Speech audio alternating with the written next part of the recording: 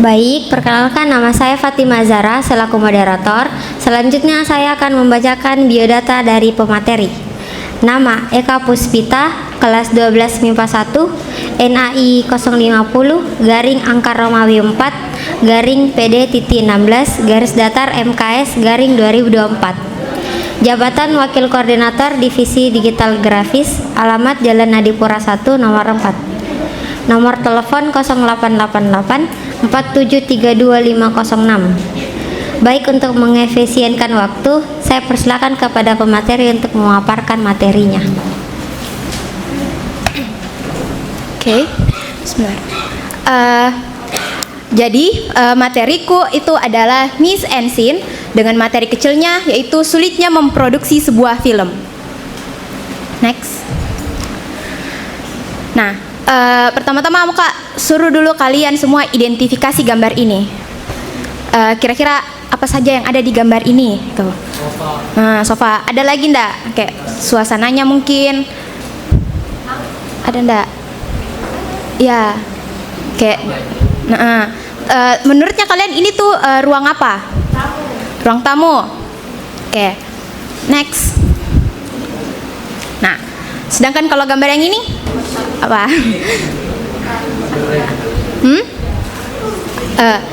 Oke, jadi bisa dilihat. Next lagi. Perbedaan dari dua gambar ini tuh kayak sangat mencolok. Yang satunya terlihat seperti ruang tamu, sedangkan yang satunya ada ruang tamunya, tapi lihat di sini tuh ada kamera, ada monitor, ada lighting gitu. Terus ternyata di ruangan ini itu dia cuman sepetak aja begini, setengah aja. Jadi ndak kayak luas kayak begini, kayak moving. Nah, tahu ndak kenapa yang dari kayak begini saja bisa jadi kayak begini? Ada yang tahu kenapa bisa dari seperti ini terus jadi seperti ini aja saja?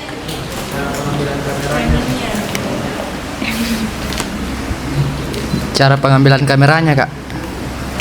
Nah, betul sekali. Jadi, kenapa bisa yang seperti ini terus jadi seperti ini? Itu karena pengambilan gambarnya. Nah, itu semua. Jadi, salah satunya tadi tuh pengambilan gambarnya yang membuat jadi seperti ini. Nah, terus kenapa bisa juga jadi seperti ini? Ada unsur-unsur yang pertama kayak misalnya lighting, terus latarnya yang mendukung, makanya dia suasananya itu seperti ruang tamu. Nah, itu semua disebut Mise en Scene. Oke? Jadi yang tadinya seperti ini bisa jadi seperti ini itu karena adanya Mise en Scene. Next. Oke, bisa dibaca, difoto, ditulis. Silahkan.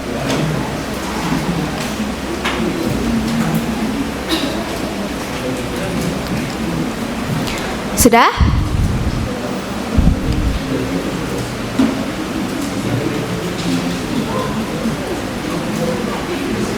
Oke. Nah, dalam membuat suatu film atau memproduksi suatu film itu tidaklah mudah karena ada banyak hal-hal kecil yang perlu diperhatikan, dan hal-hal kecil itu adalah mise en scene. Nah, apa saja hal-hal kecil itu? Next. Hal-hal yang kecil atau unsur yang pertama yang perlu diperhatikan adalah set design atau lokasi. Nah, oke, foto ini dulu. Nah, set design atau lokasi ini itu dua hal atau dua unsur yang sangat penting. Kenapa? Karena coba bayangkan kalau misalnya kita nonton film, terus lokasinya itu tidak ada, tidak jelas di mana. Nah, pasti kita sebagai penonton akan bingung. Maka dari itu, set design atau lokasi sangatlah penting dalam sebuah film. Nah, next. Yang pertama kita lihat di sini set design. Kira-kira ini apa Ki? Gambarnya, suasananya kenapa Ki? Dia lagi ada di mana Ki? Pesawat. Nah, tapi pesawat betulan jika ini, bukan di bale-bale. Betulan. Ini pesawat betulan atau pesawat bohong-bohong? Hah? Nah, Jadi mereka ini tidak di pesawat asli, tapi mereka mendesain suatu ruangan yang menyerupai seperti isi pesawat. Nah, kenapa mereka tidak langsung saja syuting di dalam pesawat? Kenapa harus mereka buat tempat yang menyerupai pesawat? Ada yang tahu kenapa?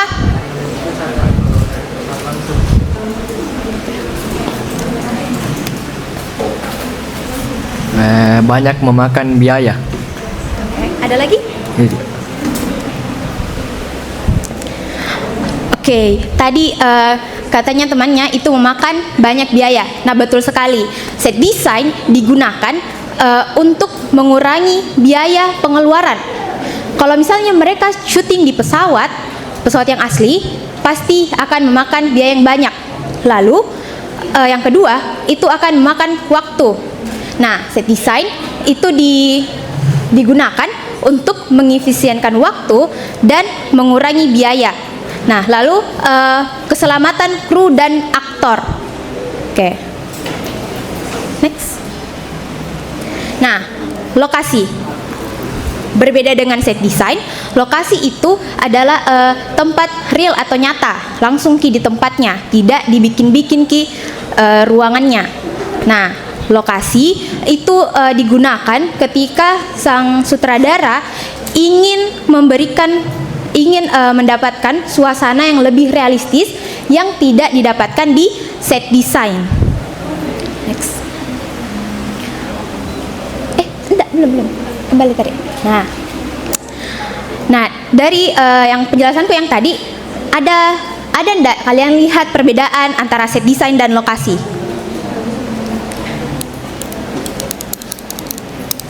Ada ndak?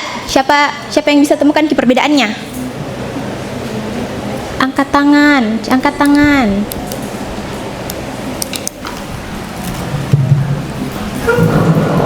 Baik, menurut saya perbedaan dari set design dan lokasi itu adalah yang pertama, set design itu merupakan latar tempat yang dibuat untuk menyesuaikan lokasi yang ingin diambil gambarnya. Sedangkan kalau lokasi itu merupakan latar tempat yang merupakan berasal dari alam atau realistis. Ya, terima kasih. Nah, yang tadi itu sudah tepat.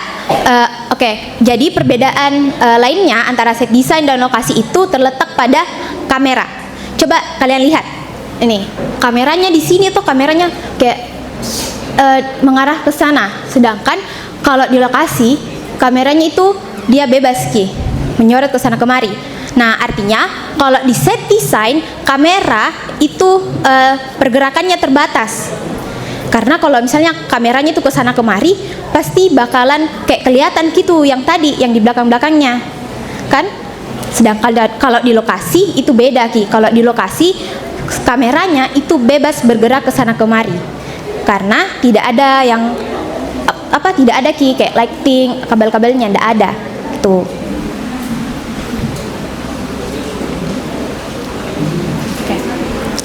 Nah, unsur yang kedua adalah properti.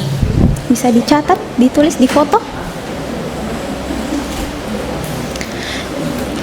Jadi properti itu digunakan untuk menciptakan suasana yang lebih realistis. Bukan maksudnya properti itu untuk menciptakan suasana yang diinginkan oleh sang sutradara.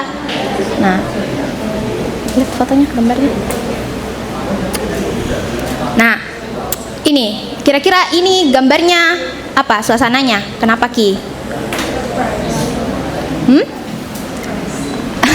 Nah, oke, betul sekali. Jadi gambar ini itu suasananya kayak habis pesta besar-besaran toh. Nah, kenapa bisa kita langsung tahu karena kita bisa lihat kalau di sini itu ada propertinya. Nah, di sini ada properti balon, ada kue, terus si aktornya juga pegang minuman. Nah, kayak gitu. Jadi properti dia itu mendukung suasana sesuai dengan naskah. Next. Nah, selanjutnya ada jenis-jenis properti. Tapi sebelum itu mau disclaimer dulu kalau semua jenis-jenis properti yang ada di sini itu tidak harus atau tidak wajib ada dalam satu scene film atau adegan film. Jadi, properti-properti yang ada di atas itu digunakan ketika sesuai dengan keperluannya atau kebutuhan syuting. Oke. Jenis properti yang pertama yaitu properti set. Properti set ini itu biasanya banyak ditemui kalau misalnya di talk show. Kalian tahu talk show tuh? Nah, tuh. Nah, itu banyak menggunakan properti set. Selanjutnya. Nah, yang kedua itu ada hand property. Nah, hand property ini adalah properti yang dipegang oleh sang aktor. Next. Nah, lalu properti kostum. Kira-kira yang mana di sini yang termasuk properti kostum? Mau Kak tunjuk satu orang? Enggak. Hah? Kamu pada apa? Bajunya Kak, Masih ada lagi Kak? celananya sama apa yang pakaian dalamnya juga. Nah, betul sekali. Nah, terus properti kostum yang lain itu seperti si aktornya memakai kacamata, terus pakai pegang bawa dua tas, terus dia bawa juga ini pakai shawl. Nah, itu semua adalah properti kostum. Nah, properti kostum itu digunakan untuk memberikan kayak apa ya? Kayak mencerminkan karakter asli dari si tokoh dalam sebuah film. Nah, properti efek atau khusus. Properti efek khusus, sorry. Kita bisa lihat di sini ada dua gambar. Gambar yang di atas, di situ gambarnya masih kelihatan green screen-nya. Toh, terus si aktornya juga kayak ada tali-talinya. Dia kayak diangkat pakai tali. Terus kostumnya juga masih polos begitu. Sedangkan gambar yang kedua, green screen-nya sudah hilang, terus aktornya kayak seolah-olah melayang, hilang nih tali-tali yang mengangkat dia tadi. Terus ini ada kayak jubah-jubahnya gitu. Nah, properti efek khusus ini biasa juga disebut kayak editan. Oke. Nah, properti efek khusus ini itu banyak sekali ditemukan di film-film action. Kayak di adegan tembak-tembakannya, peluru yang keluar. Nah, itu adalah editan atau mereka memakai properti efek khusus.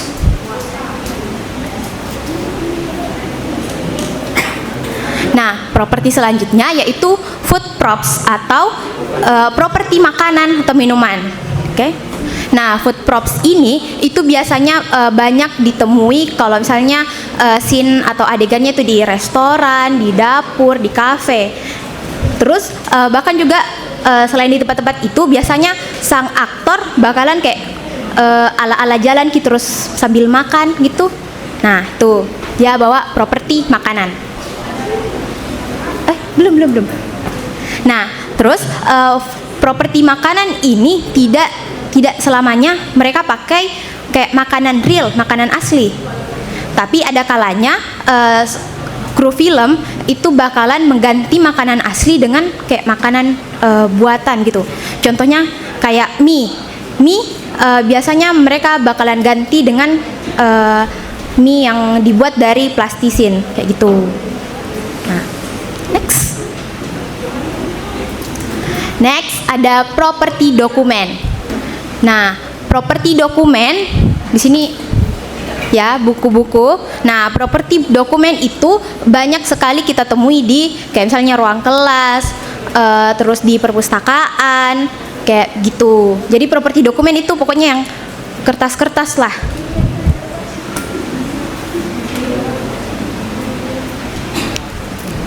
Properti kendaraan. Nah, properti kendaraan ini ya kendaraan, contohnya kayak motor, mobil, kereta api, pesawat, nah kayak gitu. Next. Properti simbolis. Kira-kira yang mana di situ disebut properti simbolis?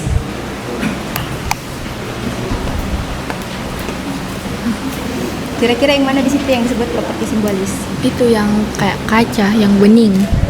Yang bening, yang pegang itu, yang sama yang di bawah yang sepatu. Oke, betul. Jadi, properti simbolis itu contohnya seperti ini. Sepatu kacanya Cinderella. Oke. Nah, properti simbolis itu adalah properti yang paling ikonik di dalam satu film. Jadi, kalau misalnya kayak sepatu kaca, kalau misalnya kan lihat ki sepatu kaca pasti langsung kita teringat sama filmnya Cinderella. Nah, itu disebut properti simbolis. Nah, contohnya juga di sini ada di filmnya Aladdin, dia ikonik dengan apa nih ya? Lampu ajaibnya. Nah, kalau digosok keluar jin. Tuh. Next. Unsur selanjutnya yaitu aktor. Dapat mie dulu. Oke, next. Nah, jadi ini adalah beberapa aktor ya. Jadi aktor itu adalah orang yang memainkan karakter di dalam sebuah film. Oke, next lagi. Nah, ini ada beberapa jenis-jenis aktor. Yang pertama, pemeran utama. Jadi pemeran utama itu adalah di situ fokus ceritanya sebuah film. Kalau aktor utamanya mati, ya pasti filmnya bakalan habis, berhenti di situ. Nah, pemeran pendukung. Coba di zoom fotonya. Kira-kira yang mana di sini pemeran pendukung?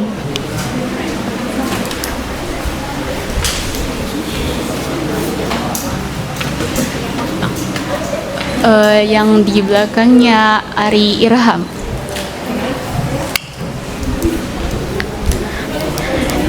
Nah, betul. Jadi pemeran pendukung adalah contohnya itu kayak ini. Nah, ini itu yang selalu di depan pasti itu kayak aktor utamanya atau pemeran utamanya. Oke. Terus di belakang-belakangnya dan samping-sampingnya itu adalah pemeran pendukung. Jadi pemeran pendukung itu adalah pemeran yang membantu sang karakter utama atau tokoh utama untuk mencapai tujuannya. Gitu.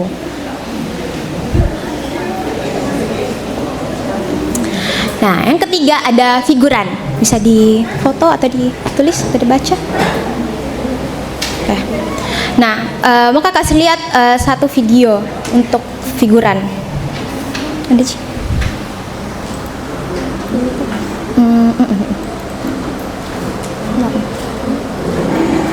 Saya mau minta maaf sama kamu.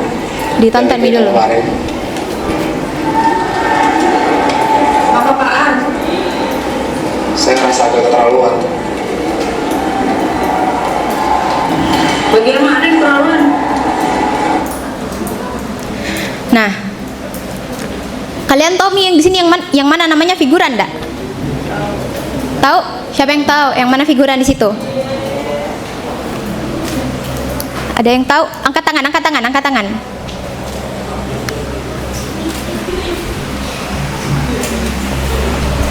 Figuran itu yang di belakangnya yang dua orang ini, yang perempuan dan laki-laki. Yang di belakang itu. Yang di belakang yang disorot. Nah, betul sekali. Jadi, semua ini yang duduk di belakang ini sampai yang jalan ini itu disebut figuran. Jadi, figuran itu adalah tokoh yang pemeran yang dia itu cuman kayak jalan, duduk, lewat-lewat. Terus dialognya itu minim sekali, bahkan sampai tidak ada. Dia tidak berdialog. Oke? Nah, next. Yang keempat itu aktor suara atau voice over. Nah, aktor suara atau voice over ini itu biasanya kita dapati di kayak film-film kartun, terus anime, apalagi ya. Voice actor itu biasanya di film robot-robot. Nah, itu robotnya bicara, dia pakai voice actor. Next. Yang keempat ada makeup dan kostum. Bisa difoto?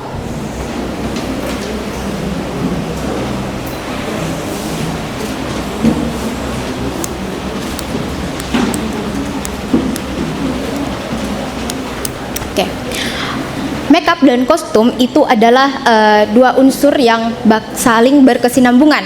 Kalau ada makeup, pasti bakalan ada kostumnya. Begitupun kalau kostum pasti ada make up. Nah, coba lihat gambarnya. Nah, kira-kira si laki-laki ini dia berperan sebagai apa? Zombie. Nah, dengan adanya make up kita bisa tahu kalau oh si laki-laki ini itu dia jadi zombie karena sudah di make upi dengan make up yang seperti ini. Next, kasih. Nggak usah mini zoom. Oke. Nah, begitu pula dengan dua gambar di sampingnya. Kita bisa tahu kalau ini itu dia kayak apa ini? Gambar apa ini? Ya, ini kayak penjahat. Terus yang sampingnya itu adalah badut, Pennywise. Nah, next. Ini kira-kira foto ini menggambarkan masa-masa apa? Masa perang. Nah, betul sekali. Kenapa kita bisa tahu itu masa perang? Karena kita bisa lihat dari kostumnya. Sang aktor memakai kayak ada bawa perisai, terus di belakangnya kayak ada suster. Nah, kayak itu. Nah, sama halnya juga dengan gambar yang di sampingnya. Jadi kayak era-era kerajaan gitu. Oh, karena si pemerannya pakai gaun. Next. Nah, oke. Nah, yang kelima itu blocking. Jadi mau disclaimer lagi kalau blocking itu ada materi tersendirinya. Jadi saya cuma menjelaskan atas-atasnya saja. Oke.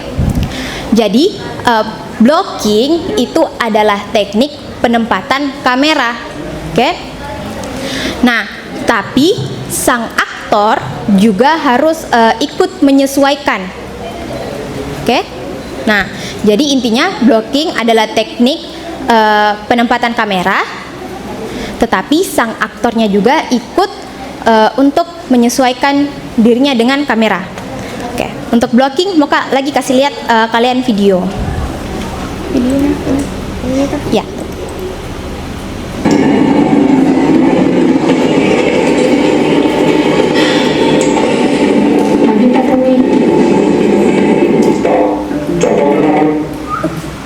Coba kasih di sini Ki, kasih di sini Ki. Nah, ya. Sini. Ya. Nah, bisa dilihat kira-kira apa yang salah dari video ini? Ada yang salah enggak dari video ini?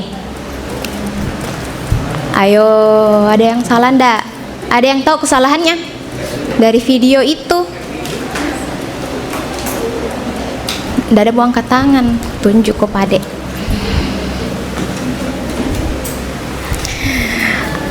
Apa yang salah dari video yang di atas? Pemerannya tidak kelihatan jelas. Nah, katanya aktornya tidak kelihatan jelas. Ya, betul sekali. Kita bisa lihat kameranya ada di belakangnya si bapak ini. Nah, terus si perempuannya ini tidak kelihatan Ki kalau misalnya kameranya itu ada Ki di belakangnya bapak ini. Maka dari itu video satunya lagi.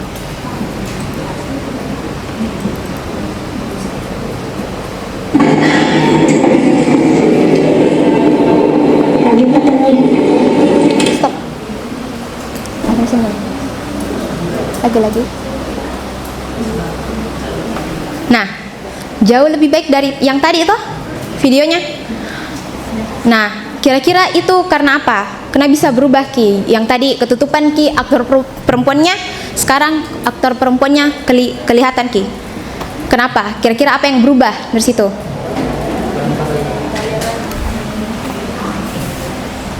Penempatan kamera, Kak.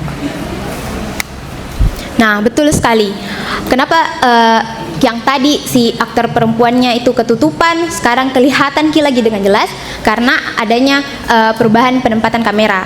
Nah, itu adalah blocking. Jadi teknik penempatan kamera yang dimana, nah kayak gitu. Jadi kalau misalnya kameranya di belakang sini, mau di belakang sini untuk menyorot si aktornya yang ini, jadi harus disesuaikan gitu sama si aktornya ini supaya dia kelihatan kayak gitu. Next. Nah, unsur yang keenam yaitu pencahayaan. Di foto dulu.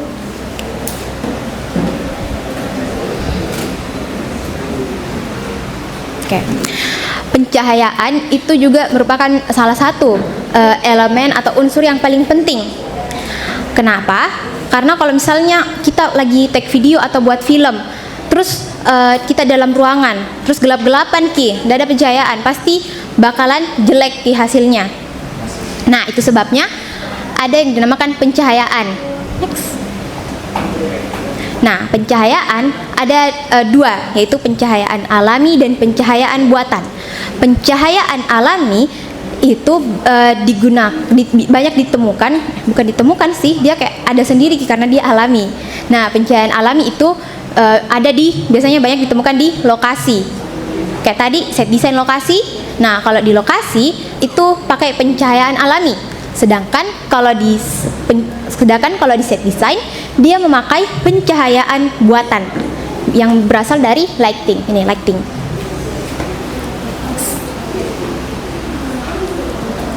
Wow. Melek, tunggu. Oke, yang ketujuh, unsur yang terakhir yaitu coloring. Nah,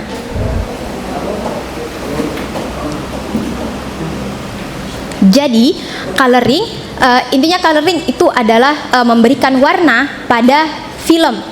Jadi film kita itu lebih kayak beridentitas, ada keidentitasnya.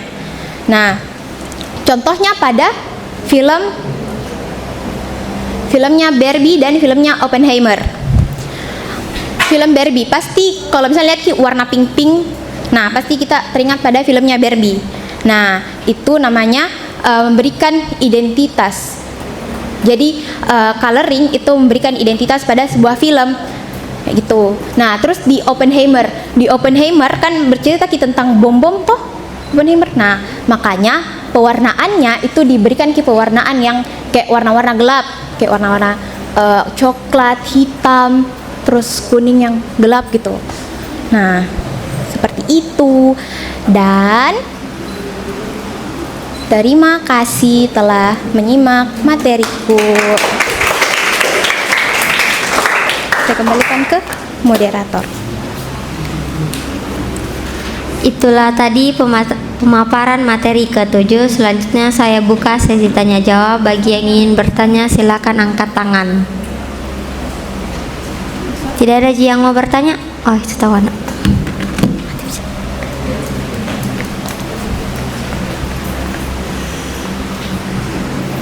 Baik, perkenalkan, nama saya Muhammad Kaisam dari kelas 10F. Pertanyaan saya yaitu apa itu blocking? Ya.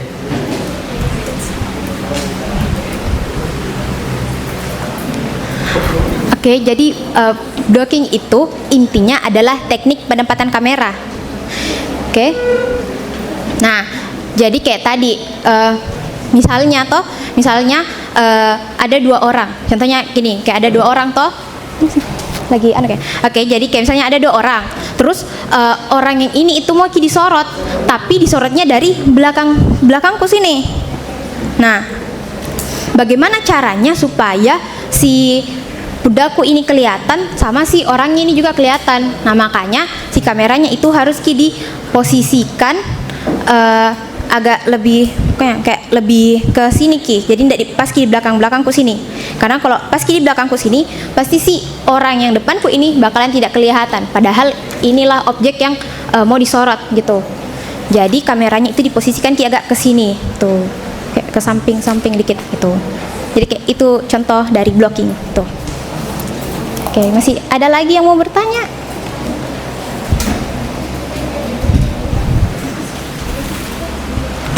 Tidak ada yang mau bertanya? Oke, baiklah. Oke, baik, saya berikan ke notulen untuk membacakan hasil kesimpulan.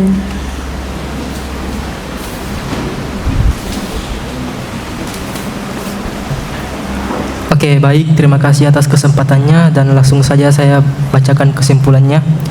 Jadi, mise en scene itu merupakan elemen yang terdapat di dalam satu frame film yang gunanya untuk memudahkan penggambaran jalan cerita suatu film. Dan adapun unsur-unsur yang didukung dalam mise en scene seperti set design atau lokasi, properti, aktor, makeup dan kostum, blocking, pencahayaan dan coloring. Oke, mungkin itu saja. Saya kembalikan ke moderator.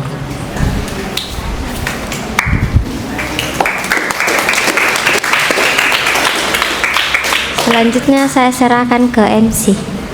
Baik, terima kasih untuk materi moderator dan untuknya sudah bisa kembali.